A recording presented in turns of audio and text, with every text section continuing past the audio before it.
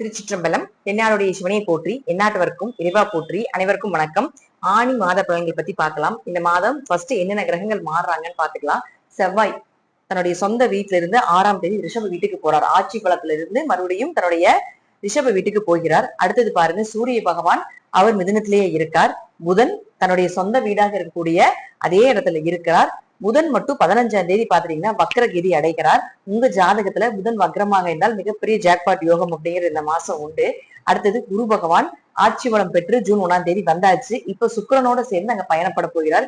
சுக்கிரன் 20ஆம் தேதி பாத்துட்டீங்கன்னா சிம்ம வீட்டுக்கு கேதுவோட சேர போகிறார். கேது ஒரு சர்ப்பம். அப்ப சுக்கிரன் அப்படிங்கிறது சுகபோக வாழ்க்கையை கொடுக்கக்கூடியவர், சந்தோஷத்தை கொடுக்கக்கூடியவர் அர்த்தம். அந்த சுக்கிரனோடு சேர்ந்து கேது வரும் பொழுது நல்லதும் இருக்கு, அதே போல கொஞ்சம் நெகட்டிவும் இருக்கு. உங்க ஜாதகத்துல முக்கியமா சுக்கிரன் கேது சேர்க்கை, சுக்கிரன் ராகு சேர்க்கை, சுக்கிரனுக்கு திரிகோணத்துல ராகு கேதுக்கள் இருக்கிறது, இப்படி எல்லாம் இருந்ததுன்னா நீங்க இந்த பதிவை முழுமையா பாருங்க. பார்க்கும்பொழுது என்ன நடக்கும் அப்படிங்கிறதையும் நான் அதன் மூலமாக உங்களுக்கு என்ன பண்ணலாம் அப்படிங்கிறதையும் சொல்றேன். இப்போ ராகு கேதுக்களும் அதே இடத்துலதான் இருக்காங்க. சனி பகவானும் பாத்துட்டீங்கன்னா உங்களுக்கு 12ஆம் வீட்டுல, அதாவது காலப்புருஷனுக்கு 12ஆம் வீட்டுல மீனத்துல இருக்கார். குரு பார்வை 9ஆம் பார்வையாக பாக்கிய பார்வையாக இருக்கின்றார் அப்படிங்கிற அமைப்புகளும் உண்டு. இப்போ இந்த கிரகங்கள் எல்லாமே மாறி இருக்காங்க. இப்போ ஒவ்வொரு ராசிக்கும் என்னென்ன பண்ண போறாங்க, ஒவ்வொரு கிரகங்களும் ஒவ்வொரு கட்டத்துக்கு மாறி வரும் பொழுது இந்த கிரகத்தினுடைய சூழ்நிலைகள் உங்களுக்கு என்ன செய்யும் செய்யாது அப்படிங்கிறத நம்ம முழுமையாக இந்த பதிவுல பார்க்கலாம். துலா ராசிக்கு உண்டான இந்த மாதம் எப்படி இருக்கும் அப்படிங்கறத பார்க்கலாம். துலா ராசியை பொறுத்த வரைக்கும் பாத்துட்டீங்கன்னா சூப்பராக இருக்கக்கூடிய ஒரு மாதம். ராசி அதிபதியாக இருக்கக்கூடிய சுக்கிரன் உச்சமாக இருக்கக்கூடிய குருவோட சேர்ந்து நிற்கிறார் 20ஆம் தேதி வரைக்கும். சோ தொழில் பெருக போகும். தொழில் வளர்ச்சி, தொழிலை கத்து கொடுக்கறதுக்கோ அல்லது தொழிலுக்குண்டான ஒரு விஷயத்த சொல்றதுக்கோ அல்லது தொழில்ல ஏதாவது உங்களுக்கு சப்போர்ட்டிவ் தேவைப்படுது அப்படின்னா 20ஆம் தேதி வரைக்கும் சக்சஸ்.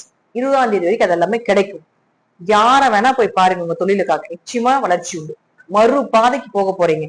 10ல் குரு வந்தால் பதவி எல்லாம் பறி போகாது, தொழில வளர்ச்சி கிடைக்கும். அப்போ உங்க ராசி அதிபதி இங்க போய் இருக்கும் பொழுது புதிய யுக்திகளை எல்லாமே நீங்க தொழில செய்வீங்க.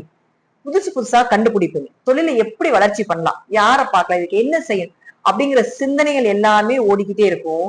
அந்த பிரபஞ்சமும் அவங்களுக்கு அதுக்கு சப்போர்ட் பண்ணிக்கிட்டே இருக்கும். நீங்க யாரை தேடுறீங்களோ அவங்க எல்லாம் கிடைப்பாங்க.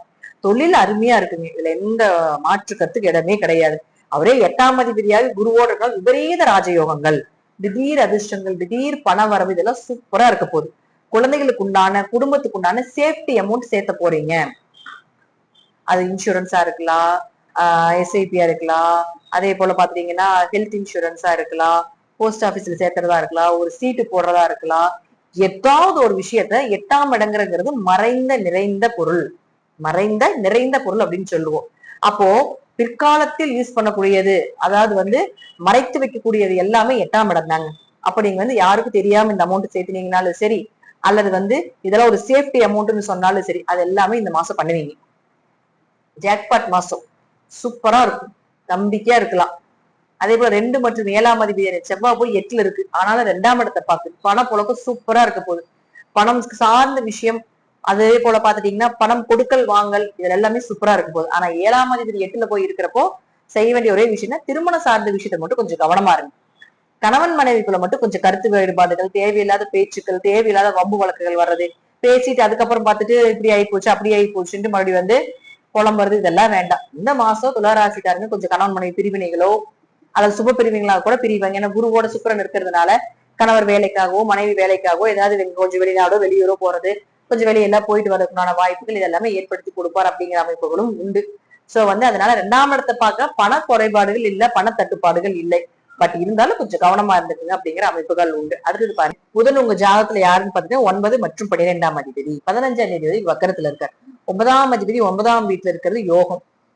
உங்க முன்னோர்கள் உங்க கூட இருக்க போறாங்க. நீங்க செய்த புண்ணிய கணக்கு உங்களுக்கு வேலை செய்யுன்னு அர்த்தம். இந்த புதன் இப்ப இங்க இருக்காரு, அதுக்கப்புறம் பாத்தீங்கன்னா அடுத்த வருஷம் அதே இடத்துக்கு வருவார். 1 வருஷம் காத்திருக்கணும் நீங்க இதுக்காக. தெய்வ அருள் நிறைய கிடைக்க போகுது. தெய்வத்துடைய சக்தி அதிகமாக போகுது. பிரபஞ்ச ரகசியங்களை ஃபுல்லா கத்துக்கலாம். சாஸ்திரங்களை பத்தி படிக்கிறதுக்கு ஒரு வாய்ப்புகள் கிடைக்கும். இதெல்லாம் இந்த மாசத்துல நடக்கும். அதே போல யாரோட இருக்காருன்னு இருக்கு இல்லையா, 11ஆம் அதிபதியாக இருக்கக்கூடிய சூரியனோட சேர்ந்திருக்காரு. அப்ப லாபம் பெருக போகுது. அப்பா மூலமாக வருமானம் வரப்போகுது. அப்பா கிட்ட இந்த காலகட்டங்கள் ஏதாவது பணம் கேளுங்க, கண்டிப்பா கிடைக்கும். செவ்வாய் வந்து 2ஆம் வீட்டை பாக்குறதுனால நான் வந்து பூர்வீக சொத்தை பத்தி இப்ப பேசுங்கன்னு சொல்லியிருந்தோம் இல்லையா? அப்ப அண்ணன் தம்பி ஏதாவது வந்து சொத்து பிரச்சனை பண்ணிட்டு எழுதி கொடுக்க மாட்டேன் பிடிக்க மாட்டேன் அப்படின்னு சொன்னாங்க. இப்ப எல்லாம் பேசுங்க அதை எழுதி கொடுத்துருவாங்க. நீங்க உங்களுக்கு இன்னொரு ஒரு சின்ன ஐடியா சொல்ற பாருங்க. துளாராசிக்கு வந்து எப்பவுமே பூர்வீக சொத்து பிரச்சனை தான். அதே போல பாத்துட்டீங்கன்னா இந்த துளாராசியை பொறுத்த வரைக்கும் இப்போ நீங்க நிலத்தை அவங்களுக்கு கொடுத்துட்டு பணத்தை வாங்கிக்கோங்க. இப்ப அதை பத்தி கொடுக்க மாட்டேன் பிடிக்க மாட்டேன்னு சொல்லி பேசிட்டு இருக்காங்க அப்படின்னா இப்ப பேசுனீங்கன்னா கண்டிப்பா கிடைச்சிடும். இப்ப சரி நான் பண்ணி தரேன்னு சொல்லிடுவாங்க. எதிர்பார்த்ததை விட நல்ல லாபத்தில் பணம் கிடைக்க போகுது. சோ அது சார் ஏதாவது மூவிங் போயிட்டு இருக்கா சூப்பரா இருக்கும். அதே போல சூரியன் புதனும் சேர்ந்து புதாதி யோகம். அப்ப புதாதி யோகம் கிடைக்குது அப்படின்னா நல்ல படிப்பு, படிப்புக்கு உண்டான வேலை, நல்ல மார்க் ஸ்கோர் பண்ணிருப்பீங்க. அதே போல இப்ப வரக்கூடிய இந்த காலேஜ் எக்ஸாம் எல்லாம் பாத்துட்டீங்கன்னா நல்லா ஸ்கோர் பண்ணி நல்லா மார்க் வர்றதுக்கான வாய்ப்புகளும் உண்டு. வேலை சூப்பரா கிடைக்க போகுது. வெளியூர் வெளிநாடு பயணங்கள் எல்லாமே உண்டு. புதன் வக்ரமாக இருந்தாலும் வெளியூர் வெளிநாடு பயணம் போயிட்டு வர்றதுக்கான வாய்ப்புகள் கிடைக்கும். வெளிநாட்டுல வேலை தேடி தரக்கூடிய துளாராசிக்காரர்களுக்கு வெளிநாட்டில் வேலை கன்ஃபார்ம். நீங்க எதுன்னு சர்ச் பண்ணி கொஞ்சம் எஃபோர்ட் போட்டீங்கன்னா சரி. எப்பவுமே துலாம் கடின உழைப்ப போடுங்க. அது ஒரு ஜாலியான ராசி தான். பட் அங்க சனி உச்சமாகிறாரு. சனி யாரு? கடின உழைப்பாளி இல்லையா? அப்ப கடினமான உழைப்ப போடுங்க. இந்த நீதி நேர்மை இதெல்லாம் பார்த்துட்டு இருக்க கூடாது. உங்களுக்கு அது ஒர்க் அவுட் ஆகுறது ஓகே. மத்தவங்களை எல்லாம் அதெல்லாம் பார்த்துட்டு இருந்தீங்கன்னா அது உங்களுக்கு கெட்ட பேர் ஆயிரும். துலாத்துக்கு இருக்கக்கூடிய பெரிய பிரச்சனை என்னன்னா தன்னை போல எல்லாரும் இருக்கணும்னு நினைக்கும். நான் 6 மணிக்கு எந்திரிச்சா நான் அவங்களும் 6 மணிக்கு எந்திரிக்கணும். நான் நேர்மையா இருக்கிறேன், நான் உண்மையா இருக்கிறேன், எனக்கு அவங்க உண்மையா இருக்கணும், நேர்மையா இருக்கணும். இதுதான் பெரிய மைனஸா குடும்பத்துக்கு சண்டையாகும். அவங்க அவங்களப்படி வாழ விடணும், நம்ம நம்மளப்படி வாழணும். இதுதான் வந்து துலாத்துக்கு பெரிய மைனஸ். சோ அதாவது துலா ராசிக்கு இப்போ வந்து உங்களுடைய உழைப்புக்கு ஏற்ற ஊதியமும் உங்களுடைய படிப்புக்கு உண்டான வேலையும் கிடைக்கும் அப்படிங்கிறத மாற்றுக்கிறதுக்கு இடமே இல்லை. அதுவும் நல்ல லாபத்தோட, எதிர்பார்த்த லாபத்தோட ஒரு இடமாற்றம் பண்றதுக்கும் வாய்ப்புகள் காட்டுது. ஏன்னா மாற்றங்கிறது 3ஆம் இடம். அவர் வந்து ராசி அதிபதியோட சேர்ந்து இருக்காரு இல்லையா, சுக்கிரனோட. அப்போ மாற்றத்திற்கு உண்டான நேரம். வேலை மாற்றம் பண்ணலாம், இடமாற்றம் பண்றீங்க, ஏதோ ஒண்ணு வருது. அதே போல நிறைய பயணங்கள், சிறு தூர பயணங்கள், ஒரு ஜாலியா கூட ட்ரிப் போயிட்டு வருவீங்க.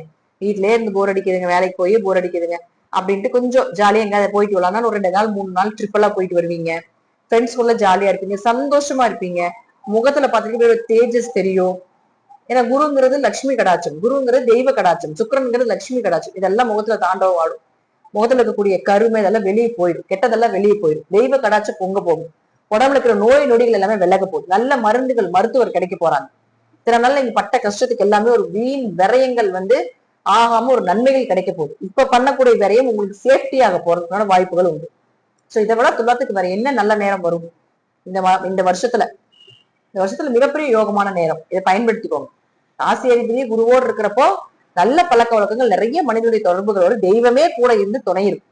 அப்ப அங்கிருந்து உங்களுக்கு 4ஆம் வீட்டை பார்க்குது குருவும் சுக்கிரன். அப்ப வீடு வாங்கலாமா, சொத்து வாங்கலாமா, இடம் வாங்கலாமா அப்படிங்கிற எண்ணங்கள் வரும். அதற்கு உண்டான சிந்தனைகள் வரும். இப்ப எல்லாம் நின்று போயிட்டு இருக்கிற வீடு கூட கட்டுவீங்க. நிறைய பேருக்கு அப்படியே வீடு ஸ்டாப்பா இருக்குது அப்படின்னாலும் கூட மீண்டும் எழுந்து கட்டுறதுக்கான வாய்ப்புகளுக்கு ஏதோ பணம் ரோல் ஆகும். அதே போல பாத்துட்டீங்கன்னா வீடு கட்டுறது, வண்டி வாகனங்கள் வாங்குறதுன்னு ஒரு ஐடியாஸ் எல்லாம் வரும். அது வாங்குறதுக்கான சூழ்நிலையில் ஏற்படுத்தி கொடுப்பார்.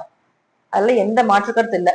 சோ துலாம் ஜெயிக்கிறதுக்கு ஜெயித்து கொண்டே இருக்கின்றது. இன்னும் ஜெயிக்கிறதுக்கு, இன்னும் மேல மேல உயர உயர பறக்கிறதுக்கு காத்து கொண்டிருங்கள் அப்படிங்கறதுதான் உண்மை. இதெல்லாம் இப்ப பாருங்க, துளாராசிக்கு வந்து இந்த மாதம் வந்து கொஞ்சம் red colour, light red colour use பண்ணுங்க. அதே போல yellow colour, pink, off white, white இது சார்ந்த விஷயங்கள் வந்து உங்களுக்கு நல்ல சக்சஸ் கொடுக்கும். அதே போல உங்களுக்கு புதன் நல்லா இருக்கிறதுனால கொஞ்சம் இந்த டைம்ல கிரீன் கலர், ரொம்ப டார்க் இல்லாம ரொம்ப லைட் கிரீன் கலர்ல யூஸ் பண்ணும்போது மைண்ட் ரொம்ப பீஸ்ஃபுல்லா இருக்கும். ஸோ இதெல்லாம் நீங்க யூஸ் பண்ணலாம், நல்லா இருக்கும். அதே போல இந்த நேரங்காலங்களை பொறுத்த வரைக்கும் கொஞ்சம் பெரிய மனிதனுடைய தொடர்புகள் வருது அப்படின்னு நான் சொல்லியிருந்தேன் இல்லையா? அப்ப சுக்கிரன் 20ஆம் தேதிக்கு மேல இங்க வந்துடுறாரு கேதுவோட. கொஞ்சம் பழக்க வழக்கங்கள கவனமா இருக்கும். சுக்கிரன் கேது பெண்சாகும். இந்த ராசி அதிபதி கேதுவோட பொழுது டிப்ரெஷன் ஆவீங்க, நிறைய தடை வரும், தாமதங்கள் வரும். ஆண்கள்னால பெண்களுக்கு பிரச்சனை, பெண்கள்னால ஆண்களுக்கு பிரச்சனை அப்படிங்கிற அமைப்பு எல்லாமே உண்டு. சோ கொஞ்சம் பழக்க வழக்கங்களை கொஞ்சம் கவனமா இருந்துக்கோங்க. தேவையில்லாத வம்பு வழக்குகள் வந்து சேர்ந்துரும். உங்களுக்கு அந்த கிரகச்சேர்க்கையினால வீட்டுல யாராவது ஒருத்தருடைய குழந்தைகளுக்கோ குடும்பத்துல யாருக்காவது இருந்தாலும் அதை கொஞ்சம் அக்கறை எடுத்து பாருங்க. தேவையில்லாம ஒரு கெட்ட பெயர்ல கொண்டு போய் விட்டுரும் அப்படிங்கிற அமைப்புகளோட அவங்க என்ன பண்றாங்க, என்ன செய்யறாங்க, அவங்க செல்போன்ல கொஞ்சம் பாருங்க. யாரோட பேசுறாங்க, பிடிக்கிறாங்க அப்படிங்கறது எல்லாமே பாருங்க. இந்த சுக்கிரன் கேதுக்கு ஒரு சுக்கிரன் ராகு சேர்க்கை இருந்தால் வரும்.